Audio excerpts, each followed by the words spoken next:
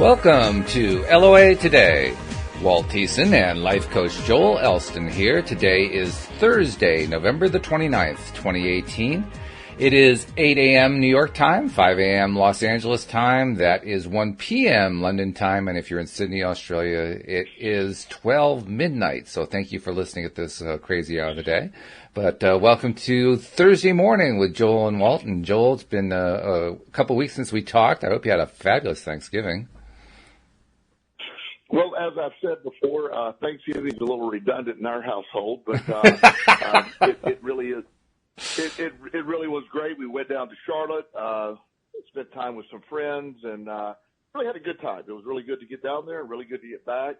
Holidays for so many people are stressful, and I tend to function best in just that staying in a good rhythm and structure. And so while I enjoy the holidays, I also enjoy them ending as well. Mm-hmm. Yep. Well, that's a good thing. Very good. And we are kind of doing a little bit of an experiment today because normally we come up with a topic at like the last minute and then discuss that topic. But today we're just going to say we're Thursday morning with Joel and Walt, and we're going to see where it goes. And I do have something to start off with, so it's not like we have nothing to go on. But as usual, we are live streaming to the Facebook Law of Attraction Changed My Life group. So if anyone is listening live there, feel free to chime in the comments section with questions or comments or whatever, and we'll incorporate what we're seeing there into the podcast today. I have been receiving more and more input, Joel, from listeners, and we've been asking for input, perfectly honest. But people have been writing in and telling us how much they like the show and asking questions and so forth. And so I figured I would start off with a couple of those today to get the ball rolling, so to speak, and get you in your coaching gear, because the first one I'm going to bring in is an actual question on how to do the law of attraction. So if you're ready, let's get into it. Okay, let's do it. We have a listener named Mira who just has a very simple, straightforward question: how to heal myopia or astigmatism with the law of attraction. Want to take a swing at that one? Heal her what? You broke up on me a little bit. Oh, I'm sorry. Myopia and astigmatism.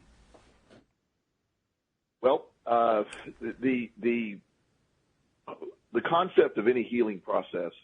Dr. Joe Dispenza wrote a book called "You Are the Placebo," where he describes how he healed a very traumatic back injury with his mind, and that fascinated me. So I do believe we start with the concept of, can you do that? And I believe absolutely yes, it can be healed with the law of attraction and the process of thought.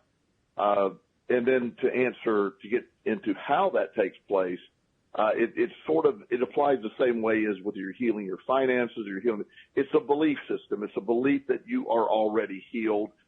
The ability to Rhonda Byrne speaks to this in The Secret a lot. She in one section when she's referring to while this is going on, she's a middle-aged woman. Her eyesight, her reading ability up close, as most of us get, in middle age, where you need reading glasses. She decides she wants to heal herself from needing reading glasses, and someone goes into detail explaining to her how that's impossible, and she said, please don't tell me why it's impossible, because I'm just going to make it possible. And she did, and she claimed that she put down her reading glasses and didn't need them anymore. Wow. And so that belief of I can do this is where it begins.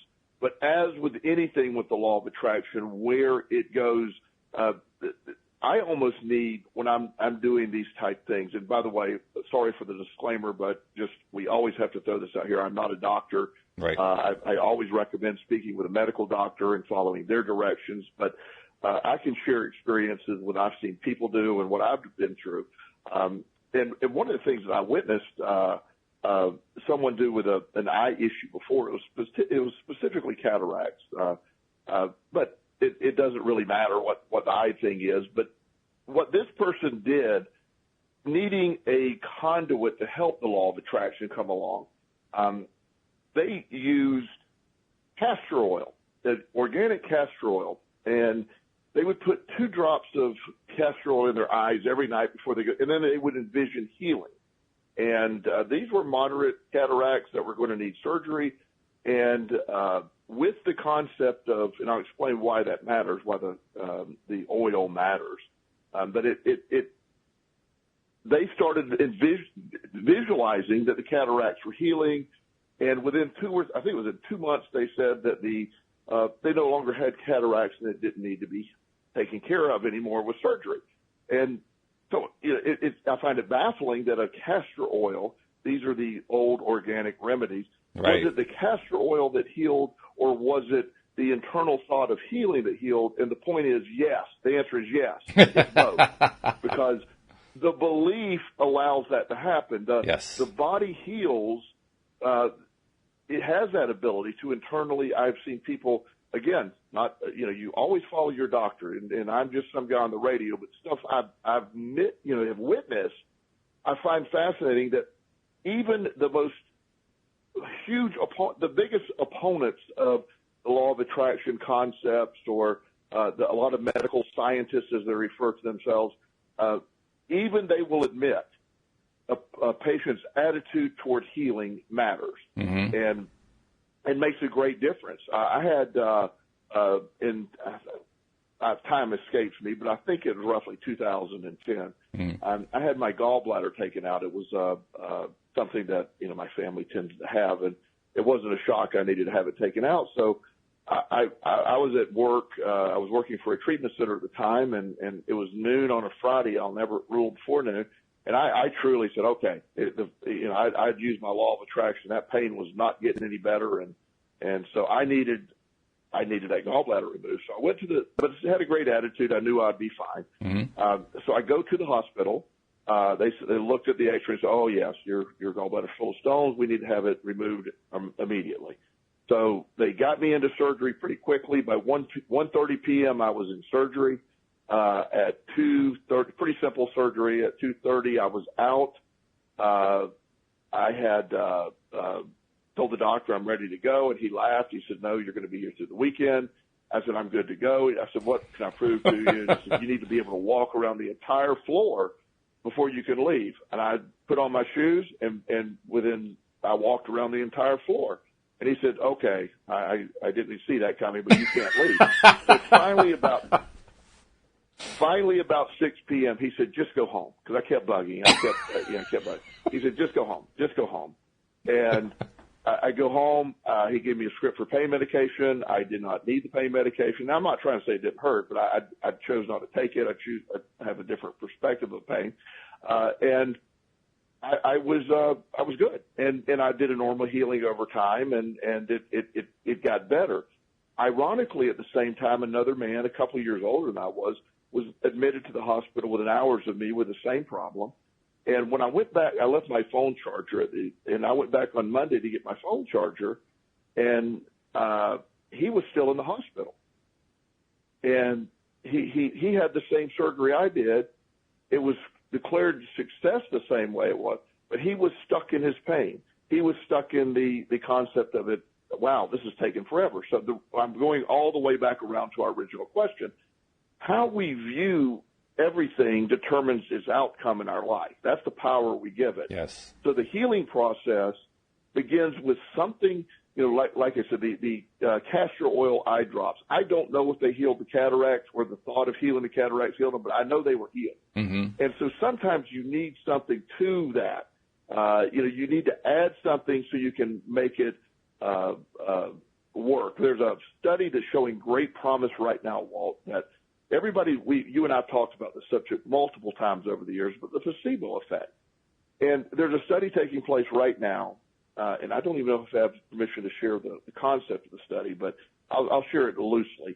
That instead of trying to rule out the placebo effect, they're trying to create the placebo effect, and they're studying the placebo effect. Oh, cool. And they're finding the placebo. Yeah, the placebo effect is actually more effective at the early stage of the study, and I believe that'll continue, than the majority of the medications that so instead of doing it the other way and counting out the placebo effect, they're doing the study of the placebo effect, And doctors that are prescribing sugar pills for benign conditions, they're finding great success. They're finding huge success in that.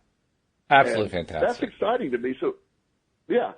So when you look at this, once somebody does it, and the reason this is relevant as well because it adds to the belief system, but I'm sure my listeners will fact test check us, so I'll get broad on the dates, but in I don't know 1960ish, somewhere in that part of the time, Roger Bannister broke the 4-minute mile. 1954, I believe. Or 52. Thank you very much. Yes. You're welcome. Okay. That's what I'm here for, to correct you and to show you where you've gone wrong. No, I'm sorry. Thank you. I appreciate it. So like I said, so he breaks the 4-minute mile. And for our listeners today, our younger listeners would be like, okay, well, that's just not that big of a deal. Well, at the time, there was no bigger deal. It was deemed impossible to break the 4-minute mile. In recorded history, it had never been done. That's right. And people were getting 4 minutes. In fact, like 6 people got 4 minutes in 1 second. Mm-hmm.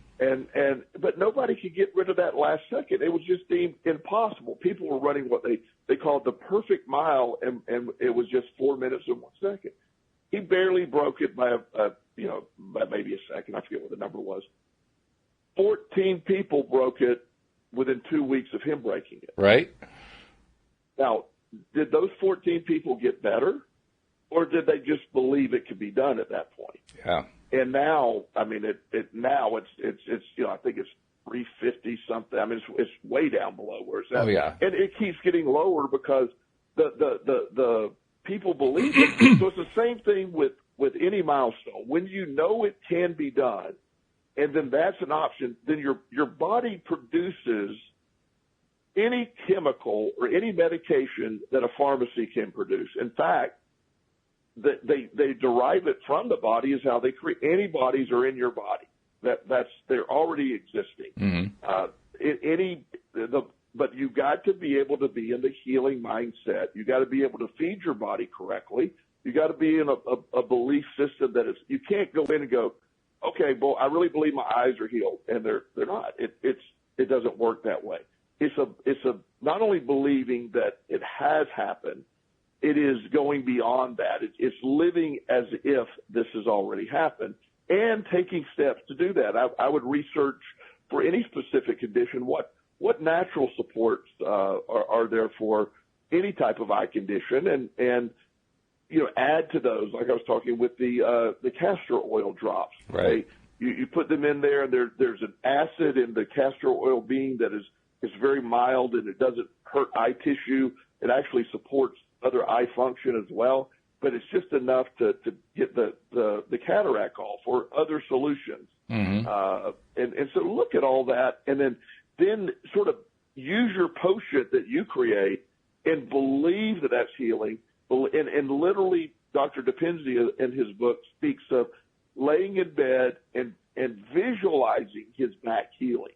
He would literally name the chemicals that are going to the body, to the spine, and rebuilding. And to me, that is the most fascinating documented case where someone healed with their brain. Yeah. And something that he didn't need his spine fused, as every medical professional that he encountered to that point said had to be. Yeah. And that's a very long answer to the question, but I really want to emphasize whether it's healing or whether it's healing in health, healing in financial, or healing in emotional, any of that stuff has a belief that the healing has taken place, and the body then goes to match that.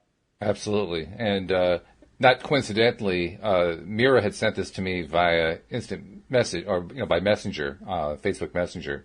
And halfway through your answer, she actually logged onto the show here and asked her question again. So Mira, when the show is done, you want to go back and play the replay so you can hear Joel's complete answer. But I love your answer, and I want to add a couple things. First of all, I'm so pleased to hear they're doing a placebo study showing what's so good about placebo. I've mentioned that a few times here on the podcast. My dear wish that the researchers would actually start treating placebo like it is a valuable medical tool, and I'm glad to hear they're actually doing that. So, that feels really good to hear that. And the other thing I wanted to mention is any of these approaches, which include placebo and which include, what some people might call quack medicine, any of them are LOA dependent, because if you believe that it's going to happen, then it's going to happen. If you believe you're going to heal, you're going to heal.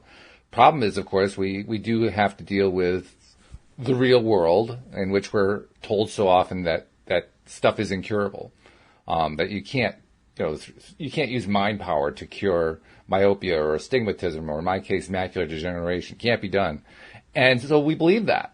And so we can start off with the belief that, you know what, I believe that I'm healed. I believe that I'm healed. And we do that for, 5 minutes or 10 minutes or so. And then we go on with our lives. And in the back of our head, there's that little tape saying, that's not going to happen. We both know that's not going to happen. And so we just reverse the whole process. We don't realize that we're reversing the whole process, but that's exactly what we're doing. And that's why it's so difficult to do, because we're tapped into the real world. We're tapped in, hopefully, also to the spiritual world, but we're tapped into the real world. And as long as that's the case, we have to basically learn to screen stuff out that is getting in the way. And it's not always easy to do, but it's a worthwhile goal, that's for sure. Yes. And one of the concepts that I have found most efficient is a combination of Eastern and Western medicine philosophy of law of attraction added to, but, go to work with a physician that says, okay, here's some science that support, here's what helps. I had a young man in the other day, and I quickly reversed his course. He said, I have a strep throat, and my doctor gave me antibiotics, but I'm going to cure my strep throat with the law of attraction. I said, here's some water and take the antibiotics. Let's not be stupid. Right. The same concept takes place. We don't want to. There's a remedy that we know is effective. I'm not in favor of antibiotics, but if you have something like a strep throat, which could turn into much worse stuff, of course, take antibiotics. Of course, you figure out where you're at. We're not by any means saying shun what the doctors are saying. Right. But also discount doctors who tell you that your mindset has no value in this equation. That's wrong too. There's where I think most people get it wrong. There's a gentleman, I can't think of the name of the book, but he wrote a book about natural cures, and he actually espoused the concept of ignore your doctors and do this. Yeah, that doesn't work. After the lawsuits were done, because people that died, then he's penniless. And if he would have just simply said, what I'm suggesting is an adjunct to what's happening. Yeah. Again, I don't, like with hypnotherapy, I've had a couple of doctors. I'm working on getting my finally certified in all my hours of hypnotherapy. Well, I have a lot of doctors that are excited at the concept because they want to use hypnotherapy in conjunction with regular Western medicine treatment. Cool. Because all studies point to those are the two solutions together that have by far the greatest success rate. Absolutely. And by the way, one of our listeners, Beth Ann, posted something that I thought was a good contribution. She says, healing myself with the law of attraction is something I've been doing for years, but I didn't know it. I called it self-talk. But it's a fact and anyone can do that. And literally that's what we're talking about. We're talking about talking to yourself and talking to yourself in a healing way. Yes. And that is such and I'm so glad she shared that, because what we tell ourselves is our reality, and the law of attraction is self-talk. It's inner dialogue. It's what we really believe on a subconscious level that works, and that was the greatest gift. I'm watching. I often talk of one of my Facebook posts, and I love people's reaction, because it's one of the things that I'm not seeking your reaction when I do it, but I'm trying to demonstrate sort of how a reframing process can help, and how your inner dialogue is so important. One of my Facebook posts this morning, I was talking originally in 2011 on Facebook. I posted a Napoleon Hill quote saying, "Every failure brings with it the seed of an equivalent success." Right. And I posted that without commentary in 2011. Well, it popped up today on my memories at Facebook. Yeah. And so I added this statement. I originally posted this in 2011. Since then, I have failed countless times, and if I keep working hard enough, I will continue to fail my way to even more success. I have that really frustrates a lot of people because they're not understanding my context. I have redefined failure. Absolutely. Failure is a redefinition for me. Failure is a positive growth mindset. Failure is a growth mindset when I view it that way. Or failure is completely defeating. Either way, it doesn't matter. Either way. It's just what you put out there is how you choose it. And failure is a catapulting event. It is trauma is a move forward, a growth, or it's a debilitating event.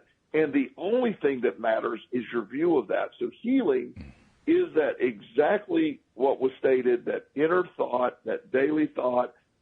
We don't have time to, in a sense, not be healed. When you're living that life of fulfillment and you're getting up every day, being sick, wow, I don't really have time. Now that I'm thinking about it, I really don't have time to be sick. I'm busy. I'm doing that.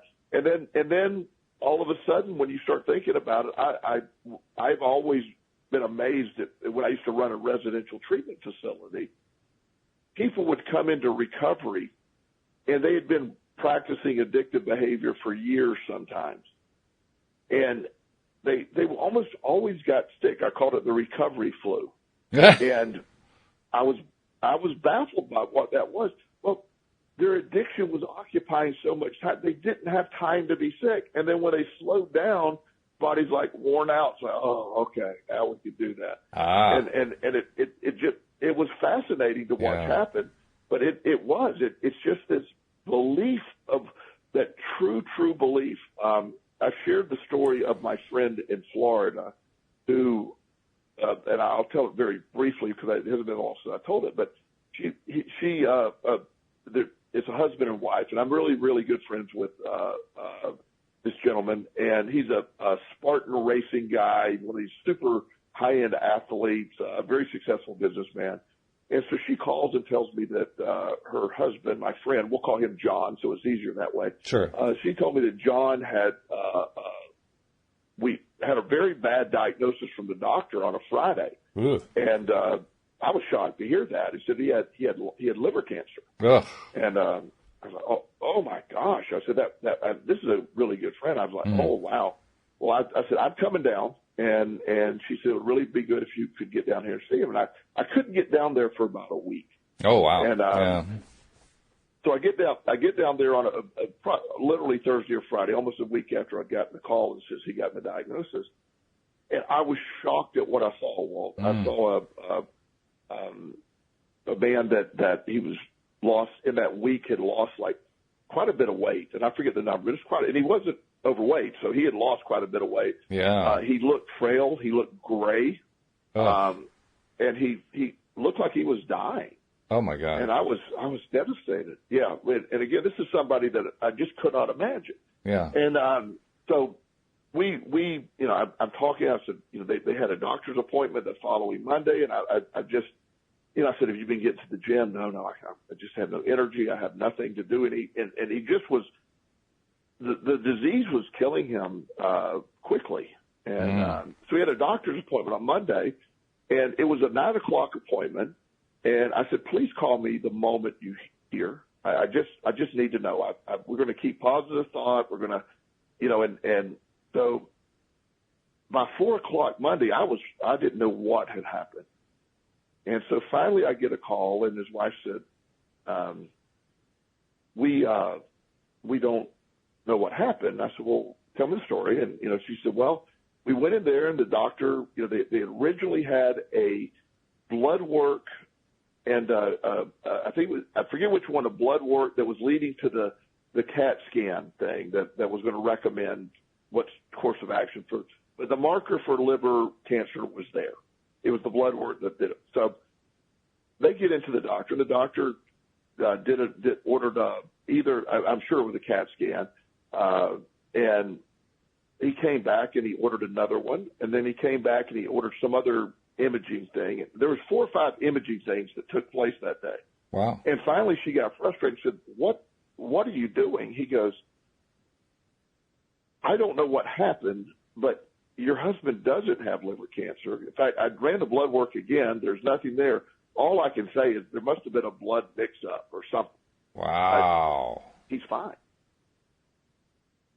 And so I got on the phone with him, and now I know he's going to be okay, so I can't use the language I used with him, but I motivated him in a very direct manner Right. to get up, eat some food, and do not go home, go straight to the gym.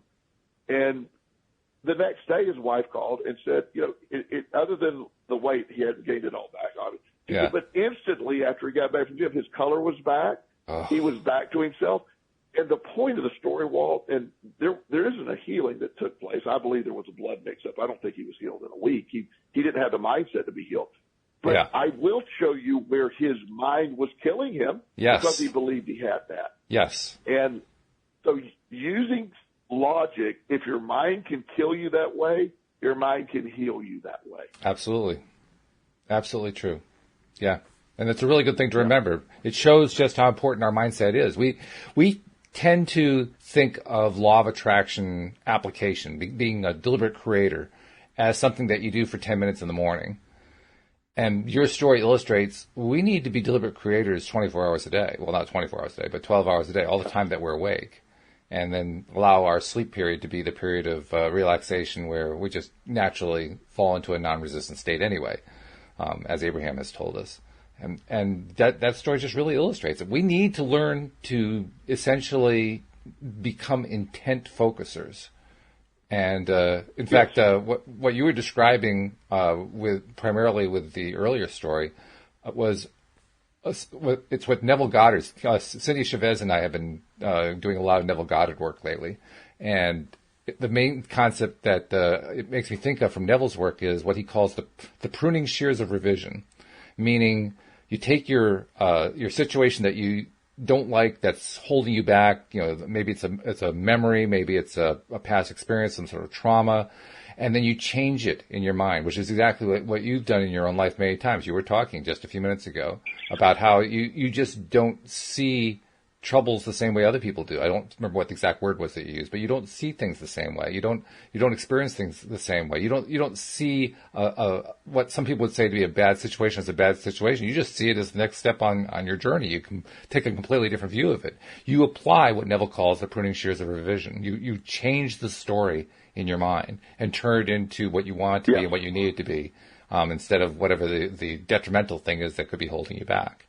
And the same thing happens with your friend, or happened with your friend. I mean, he had been given what he thought was a death sentence, and so he carried it out because he was basically telling himself the story that was actually not true. It was not the true story, but because he believed it, he made it true for himself, or as close as he could before the doctors intervened and said, wait a minute, we screwed up here. Sorry, you don't really actually have liver cancer.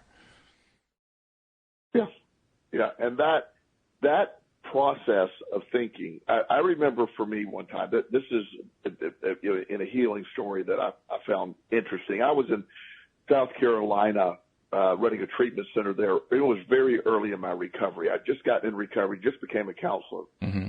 And the previous 10 years of my life had been stuck in a downward addictive spiral, and I had been pulling myself up. So I was starting. One of the things that gets neglected is your health when you're in addiction. You don't go to the doctor. Right. You don't do anything. So and this is before my law of attraction stuff was tuned in. I don't go to doctors for different reasons now, but back then the logic was you would go see a doctor and get a checkup. So I felt fine, but I went to see the doctor and they do blood tests and they do everything, and then they do a urine test. Mm-hmm. And I don't, I never knew anything. I never paid any attention to my health at all. I've always been in great health. So I get a call, almost within, 20 minutes of getting home, she said, the doctor would like to speak with you. And I'm like, that's weird. And he said, there's blood in your urine, and I'm very concerned. That can only mean one of 3 or 4 things. And I'm like, wow, I've never thought about that. he said, I want you to have this procedure. It's called an IVP. It's where they put a dye into your bladder and kidneys, and they follow it. They try to figure out where the blood's leaking. Right. And it's microscopic blood. So you don't see it. It isn't like there's red in the toilet. It's just a microscopic amount of blood. Right. They call it a microscopic hematura. Mm-hmm. So, make a long story short, I scheduled it up. I didn't have the money and didn't have insurance at the time, so my family agreed to obviously pay for that. When I called my mom, though, to explain it, she said, well, son, she said, I don't think it's going to be anything. When you were a little kid, the same thing happened, and we took you to the hospital, and they said that there's a certain percentage of the people, and for no explanation, they have microscopic blood cells in their urine, and there's zero cause. They can't identify it. And she said, but please have the test done because we want you to make sure that that's not a problem. Right. So the doctor, and I explained that to the doctor, and he goes, no, I've heard of those cases, but I've never seen one. I want to find out where.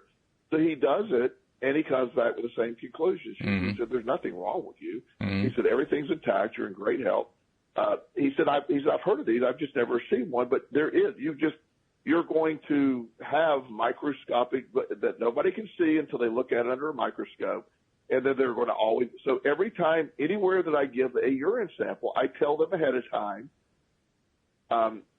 where that takes place. But the point of all of that story is the night in between him telling me I had blood in my urine and me going to have that test the next day, and before I spoke with my mother, my kidneys hurt really bad. Yeah. I kept saying, oh, that back pain isn't back pain. No, I'm deadlifting 450 pounds is why my back hurts, but I turned that into my kidneys are hurting. It's like, wait a minute. No. You're looking for, so I plugged that in and allowed that thought, Walt, to create that pain. Yes. And that was such an incredibly awakening experience. Now, again, that's part of the journey that led me.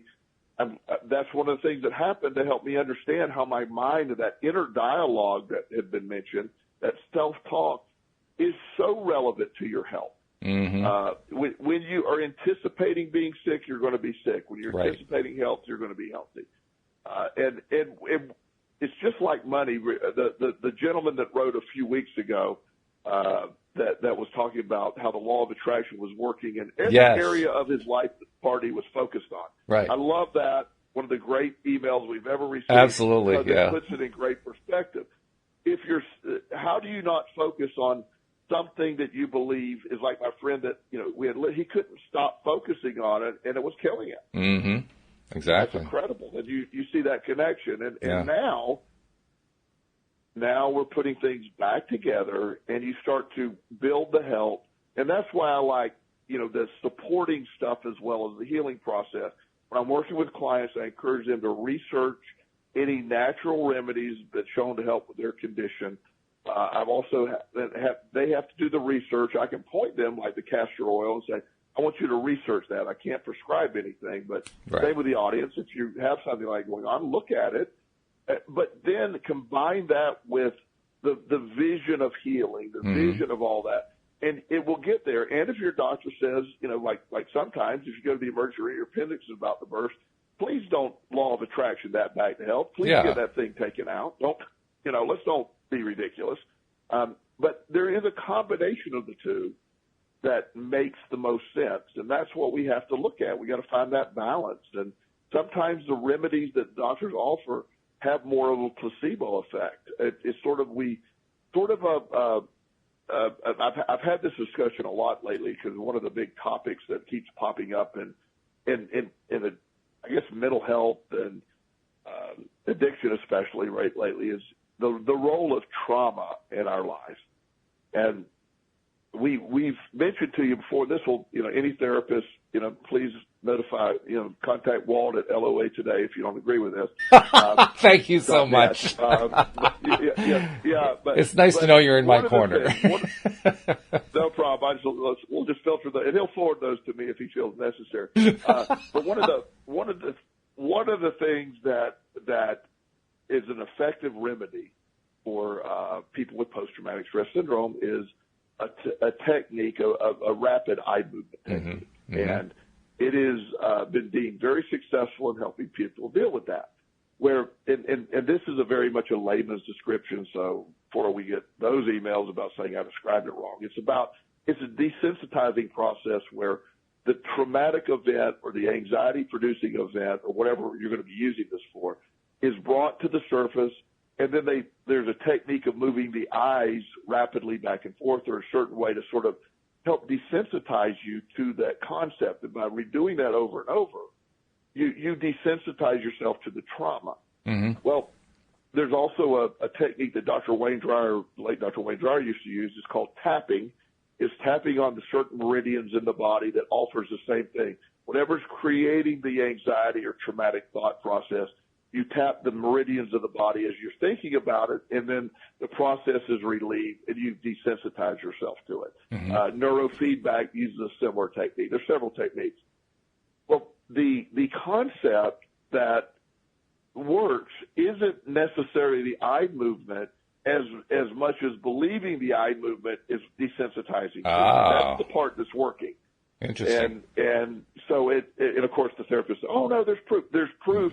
Because the therapist, and I'm not trying to talk anybody out of using it. No. It's a great technique. But it's the therapist's belief in it and the person who's being treated's belief in the therapist that is the effective piece of this. Is the tapping has been proven to be just as successful. The neurofeedback is just as successful when you believe it's that successful.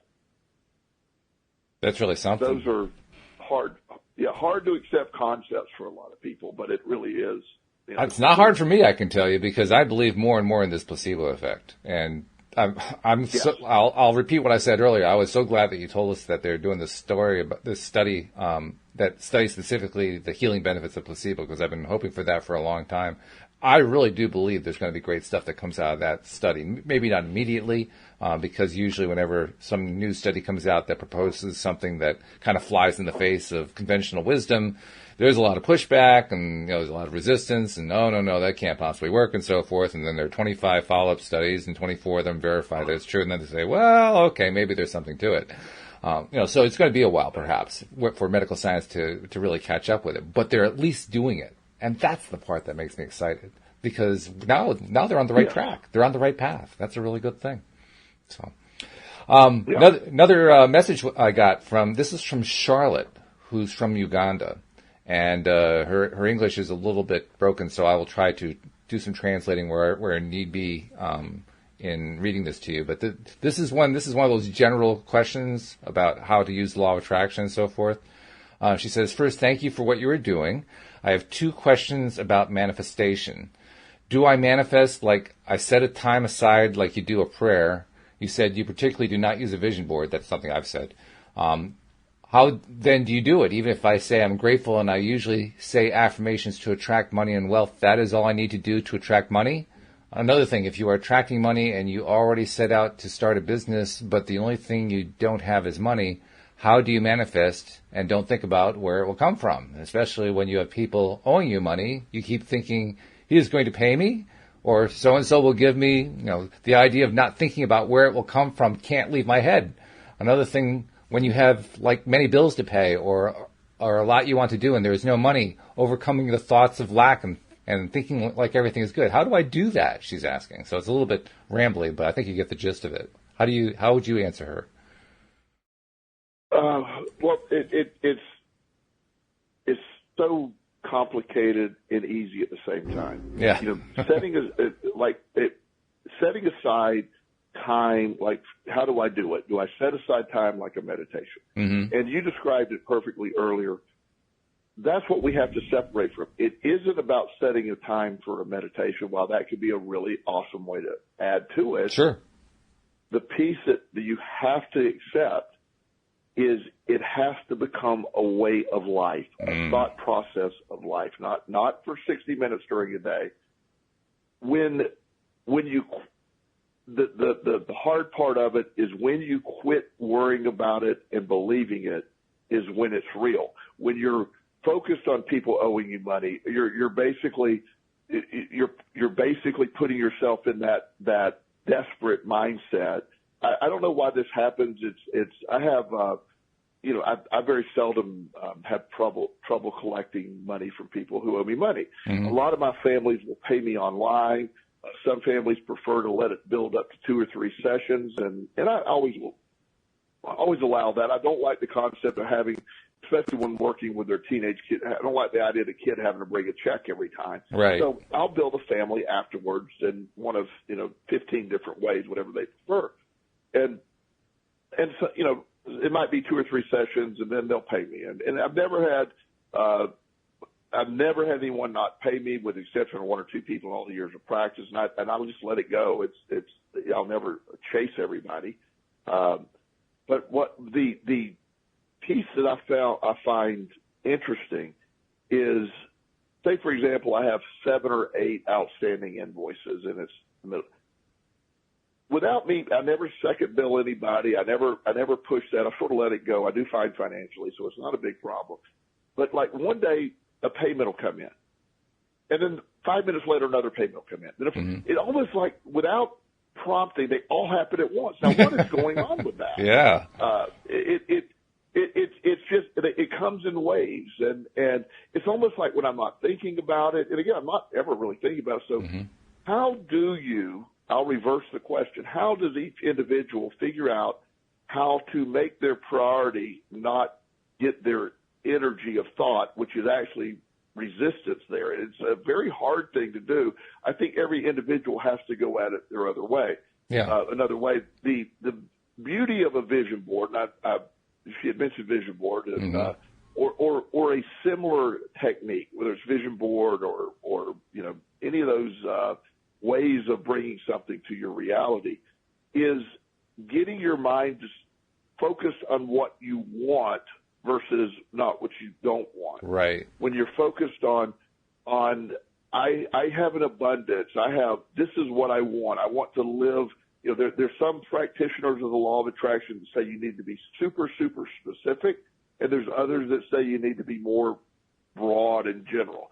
I don't think that matters as much as they all say. I just think it's more of a mindset of it sort of almost matches your personality. But what you can't expect abundance when you have no idea what abundance feels like. When you're viewing people owing you money and needing money, you're focused on a lack. Yes. I'm lacking the money that's due me versus that money's already mine. It just hasn't been transferred to my account yet.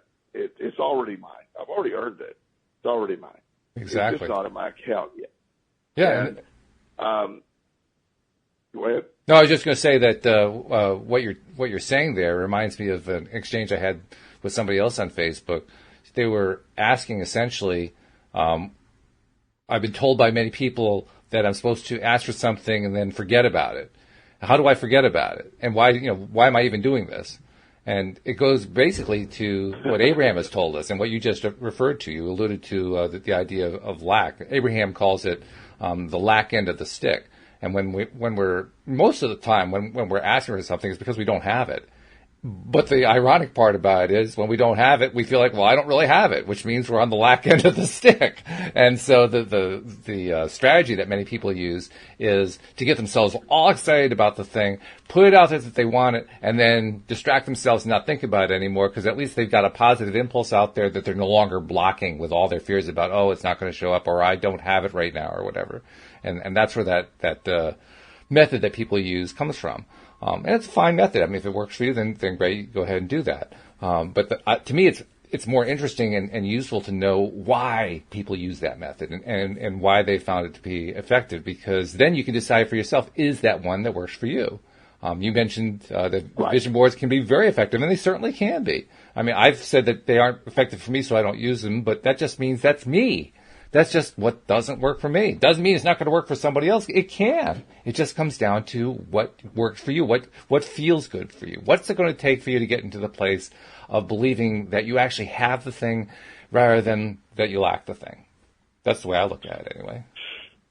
And that's what the law of it, the feeling, the vibration of abundance is. You got to put that out there, that you have When I say this, this is not condescending to anyone or any. It is a very hard thing to do in the beginning, especially. Mm-hmm. Trust me, I've eaten out of a trash can. It's hard to view yourself being homeless and eating out of a trash can of having an abundance. It's hard to do that. It's unbelievable. I would eventually, I would virtually say it's impossible to do that at that point. Yeah. But there are techniques to work your way incrementally out. Mm-hmm. So when you're in a business and you're making money, and like her question of, do I do it 60 minutes a day? Do I do it in meditation? Her focus is clearly on the lack of money. So by how does she, in her own individual way, when she looks out the window, what does she see of where she lives? Is it what she is dreaming of, or is it what she doesn't want? And again, it's either is how she chooses to do it. She's in business. She obviously has a successful business because people are paying her money to do stuff. Is that business a success? It is if she believes it, or if it's the trouble collecting, that her business is not successful, not for any other reason than that's her belief process that's interfering. So it isn't about how to manifest. It's how not to get in your way. You're manifesting no matter what. So let's stop. How do I manifest? Well, you're already doing it. Mm-hmm. The key is what frequency are you tuned into? If I'm tuned into, I use the radio analogy a lot. Right. If I want to listen to the radio station I listen to in Richmond, it's 102.1. And I can go to 103.4 and I can be close, but I'm not tuned into the frequency I want. So I will not get the programming that I'm desiring. Right. So, I have to find the frequency of abundance. And once I found that frequency of abundance, money is not a thing anymore. It's not and I don't say that with arrogance. It is a lack of money is not a thing in my world anymore. I have all I need. I don't know exactly how much I have, but at the same time, I have plenty. I get more if I just want to be in that mindset all the time of feeling that abundance, because I can't attract anything but what I really feel. Mm-hmm.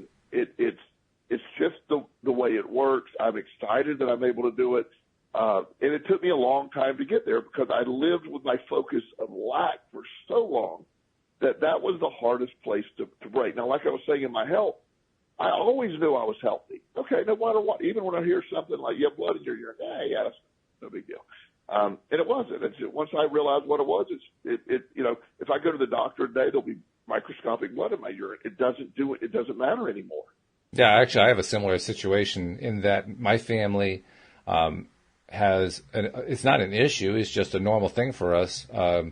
Thing called bilirubins. If you typically, if a doctor or even just a layperson sees somebody with like yellowish skin, they get all concerned that there may be a liver problem there because when a liver acts up, one of the first things you see is discoloration in the skin.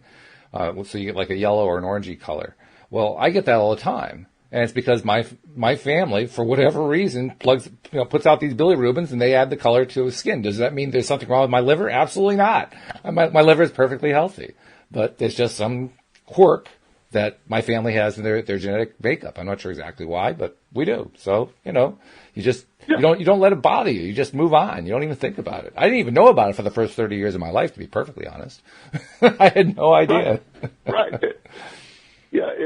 It was one of the things that my son Chris years ago, he was outside playing, and him and a buddy were building a fort or something, and I went out there and he had a cut on his leg.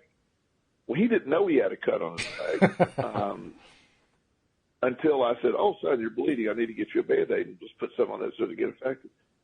Then, oh my, drama ensued, pain ensued. A lot of stuff took place because, all of a sudden he had a cut. Now, he didn't know of the cut before. This is important to understand. The pain didn't happen until he realized there should be pain. Yes. He didn't even know it. That's right. There are people that were in situations that have been shot, and they get home before they realize they've been shot. It's crazy. Again, it sounds impossible, but it's true. it's just one of those things. And so when we look at that, and to me it's exciting. It helps reinforce to me what an incredible life we've been given, a body, this way to heal itself and to avoid. We have a secret to avoid so much of the stuff we don't want by not focusing on the stuff we don't want, and that's such a counterintuitive message that we walk around having a hard time tuning in. But once we get it, that's why it seems so exciting to people, because once you really figure out how to do this, there's zero limits to anything in your life, and that's why we do this show. That's why I do this show every week. It sounds so ridiculous. It does. because it's so easy, but yet it operates on such a hard level. It's so hard to deal with. Yeah, and it's that true. Back and forth that makes the difference. Hey, you mentioned Dr. Wayne Dyer a few minutes ago, and he was a very prolific writer of books and so forth. Have you ever heard the conversation between him and Abraham? There's a recording of that. Have you heard that one? I've read about it. I've never actually heard it. Oh, okay. Because I was listening to it over the last couple of days, and it's a fascinating conversation. It's like going to a heavyweight fight and wondering who's going to win the fight, because you got these two superpowers in the realm of law of attraction battling it out. And quite honestly, I have to award the knockout to Abraham, because they were clearly in control of the fight the whole time. But no, seriously, it was a fascinating conversation. And one of the things that really caught my attention was apparently Dr. Dyer contracted leukemia and ultimately succumbed to leukemia. That's why he died a few years back. During the conversation, he mentioned that he had been diagnosed with leukemia, and he had gone to he had heard about this guy from Brazil who was a healer who goes under the name John of God, I think it is, and had gone to this guy to get a healing. And this is a guy who's been, you talked about the importance of combining Western and Eastern. And well, this is a guy who hadn't done that, and he'd done some pretty strange things too. But most of what he was doing was energetic. And because of the strange things he'd done, he's been under investigations and he's been sued and all this other kind of thing. But Dyer went in order to see if he could get a healing from the guy. And apparently when he came away from the healing, he was absolutely blown away, because his literal view of life as he was experiencing it at that moment shifted dramatically. He was in this really high energy state. Everything looked like 20 times more beautiful. I mean, he was just finding himself appreciating everything that was around him. He'd see the sea, he'd see the mountains, he'd see the trees, he'd see everything. It was like, oh, gorgeous, surrounded by auras and all this. I mean, he was just absolutely amazed at how powerful the whole thing was. And he didn't say it directly, but he kind of inferred that he had been healed from it. You know, that the healing had actually worked. And Abraham said, well, what really happened was he helped you to let go of all your resistance. You know, all the resistance was now gone, so now you were enjoying the bliss of just being in a perfectly joyous, happy state. And yes, that's where you can do a lot of healing. But like I said, he ultimately succumbed to the leukemia. So that raises the question, why did he succumb to the leukemia? And I think this actually goes back to what we were talking about a few minutes ago. The fact is, you have to be able to maintain it. You have to have the mindset. Because if you don't, you're going to slip right back into the old thought pattern again. And I suspect that's what he did. I suspect he fell back into the old thought pattern. He recontracted the disease, and ultimately it took him. That's my opinion. I don't know what you think about it. But well, I would think it would be something along those lines. And you know, the idea that you know, we're going to die on this physical body, and I guess that's only because that's what we're going to do. I mean, again, it's a belief process that takes place. So, you know, I don't.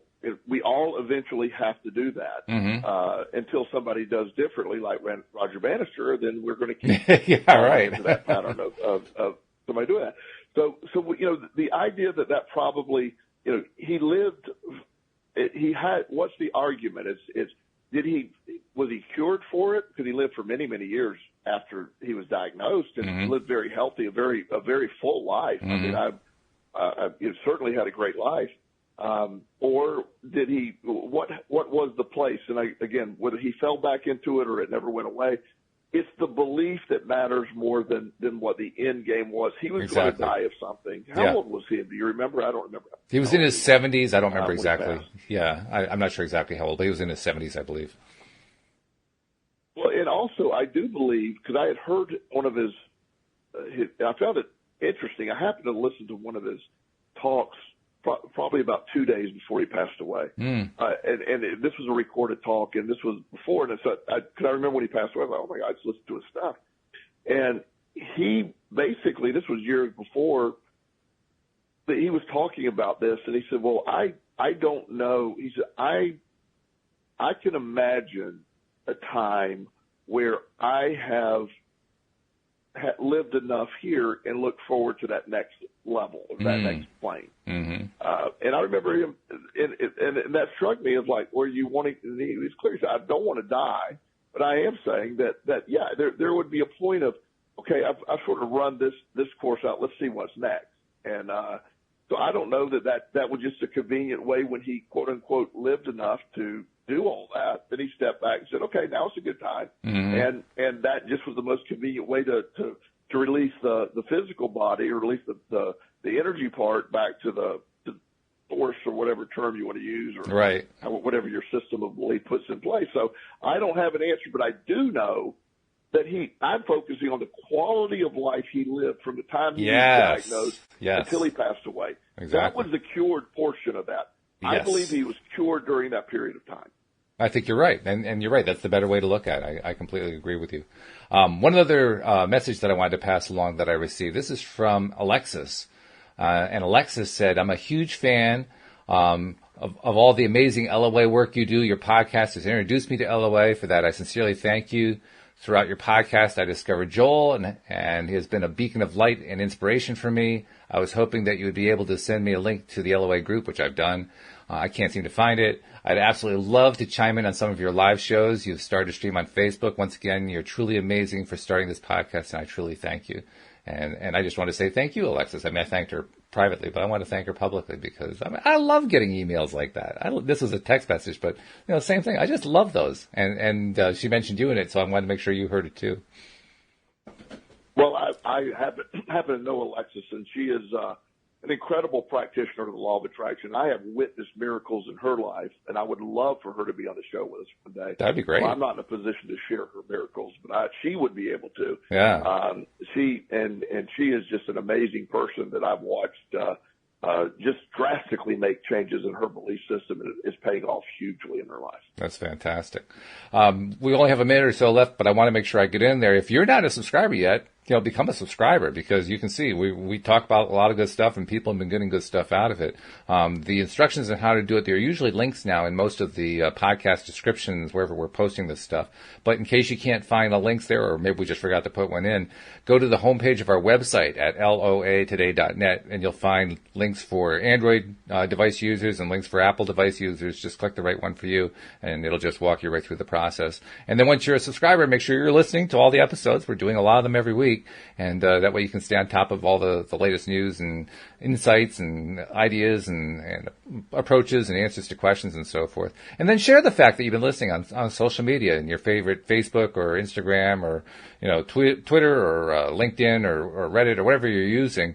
Share the fact that you're listening, because chances are that's how you found out about it. Somebody shared it. You found out because they shared it. And aren't you grateful to them for having done that? Well, pass it along, because that's how more and more people find about their daily dose of happy. And Joel, it's been great. I am so glad we had this conversation. I look forward to talking to you next week. You too, my friend. Thank you. All right. We'll see you all next time here on LOA Today. Goodbye, everybody.